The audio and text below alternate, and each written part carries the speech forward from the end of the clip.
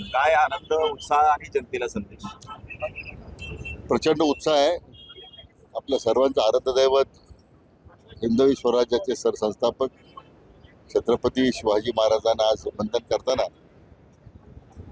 एक मोठा मन भरून येतं आणि त्याबरोबर एक नवा आत्मविश्वासही आपापच आपल्या सर्वांना मिळतो. जी भावना छत्रपती शिवाजी महाराजांनी हिंदवी स्वराज्याची स्थापना करताना ज्या व्यक्त केल्या होत्या, त्यांच्या विचारधारेवर आधारित आज आपण सगळे काम करतो. कष्टकरी आहे, बळीराजा आहे, 18 पगड जातीचा उद्धार त्यांनी केलाय. सर्व समावेशक अशा प्रकारचा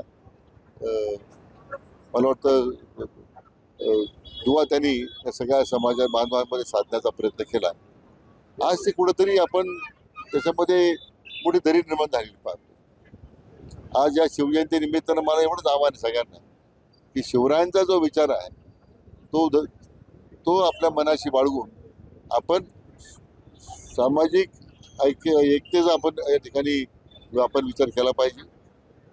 आमचं महायुती सरकार छत्रपती शिवाजी महाराजांच्या विचारावर सातत्यानं काम करतोय आणि त्यामुळं सरकार मिळालं जे यश आहे ते हे छत्रपती शिवाजी महाराजांच्या विचाराचं यश आहे असं मी मानतो.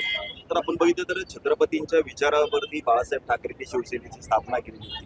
मात्र एकनाथ शिंदे ठाकरेंपासून बाजूला गेले. नंतर आजही अनेक जण पक्ष सोडून जात आहेत आणि संजय राऊत म्हणतात की हे सगळे फितूर आहेत.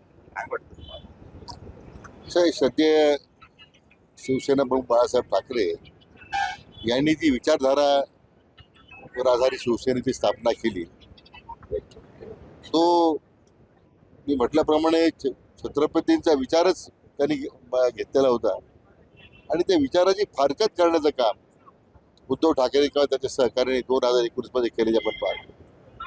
हिंदुत्वाची फारकत घेतल्यानंतर ही जी फितुरी कोणी केलेली आहे ह्या लोकांनी केलेली आहे आणि या गद्दारांना राज्याच्या जनतेनं या निवडणुकीत धडा शिकवलेला आहे. आपण जर बघितलं तर राज्यभर अतिक्रमण काढण्याची मोहीम मोठ्या प्रमाणामध्ये सुरू आहे. जिल्ह्यामध्ये देखील अनेक रस्त्याच्या कडेचं किंवा गावाचं अतिक्रमण काढलं जातं. मात्र यामध्ये जर बघितलं तर इतर जिल्हा मार्ग, नंतर तो जिल्हा मार्ग होतो, नंतर राज्य मार्ग होतो, नंतर महामार्ग होतो. त्याचे नियम बदलतात. मात्र अधिकृत जी जागा असते, ज्या जागा मालकाची, त्याला मात्र त्याचा मोबदला मिळत नाही आणि त्याला अतिक्रमित ठरवलं जातं. खरं अतिक्रमणाचा प्रश्न अतिशय जटिल होत चाललेला आहे. वाढत्या लोकसंख्येचा परिणाम आहे, वाढत्या शहरीकरणाचा परिणाम आहे.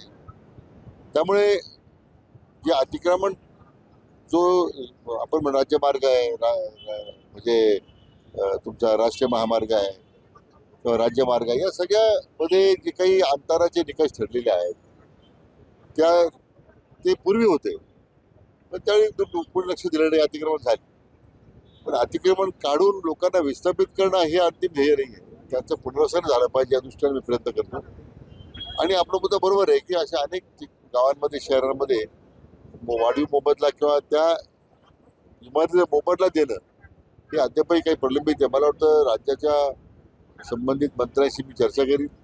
एक राज्यव्यापी धोरण याबद्दल निश्चितपणे करावं लागेल असं माझं मत आहे. आपण बघितलं तर अप्पर तहसील कार्यालयाची अनेक ठिकाणी मंजुरी किंवा संगमनेर मध्ये जोरव्यामध्ये अप्पर तहसील कार्यालय होत आहे. मात्र असं चर्चा सुरू आहे की हायकोर्टाने याला स्थगिती दिली आहे.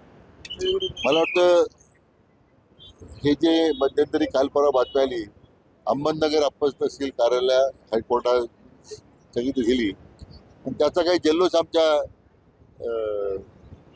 मला वाटतं भ्रमेश्वर लोकांनी साजरा केलेला. पण मला त्यांना हे समजून सांगायचं की हे अहमदनगर नाही, अनगर नावाचं गाव हे सोलापूर जिल्ह्यात आहे, मोहोळ तालुक्यात आहे. तिथे जे अप्पर तहसीलदार कार्यालय स्थापन केलं होतं तर त्याच्या संदर्भात काही मान्य उच्च न्यायालयाने काही निकाल दिलेले आहे. तर अहमदनगरच्या अप्पर तहसील कार्यालयाचा काही संबंध नाही. आजही अहमदनगरला सुरू करणं अप्पर तहसील कार्यालय उत्तम चाललेलं आहे.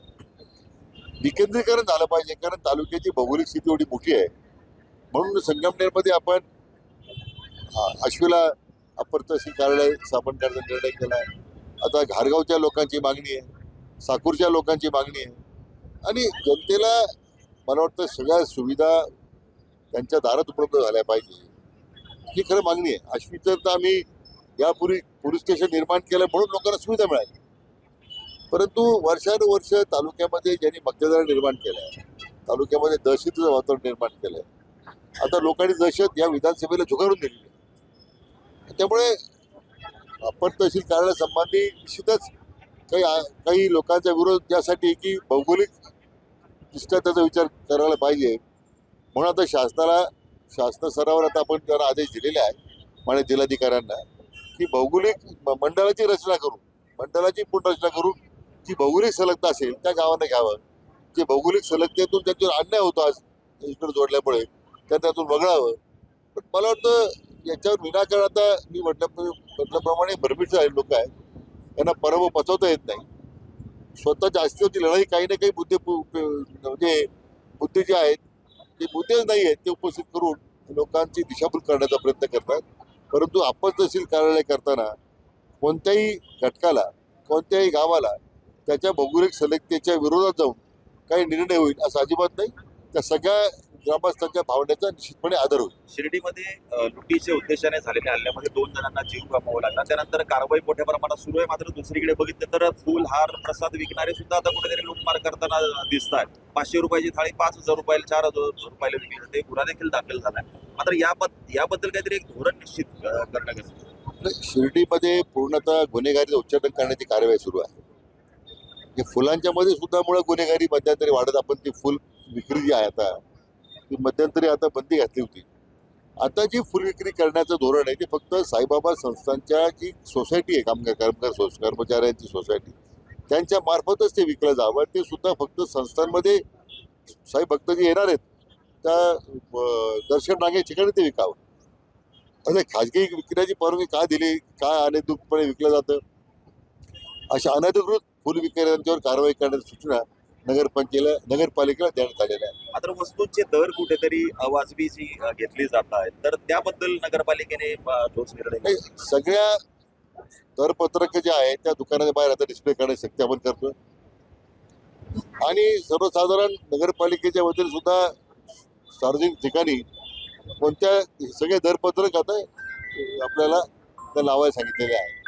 त्यामुळे ही जी काही भाविकांची लूट होणं, त्यातून शिर्डीचं नाव बदनाम होणं, त्या ठिकाणी साईबाबांची भूमी आहे ती बदनाम होते, ती होऊ द्यायची नाही. आणि असे जे कोणी समाजकंटक असतील, भाविकांची लूट करणारे आहेत, त्यांच्यावर मात्र कठोर कारवाई केली जाईल. एबीपी माझा, उघडा डोळे बघा नीट.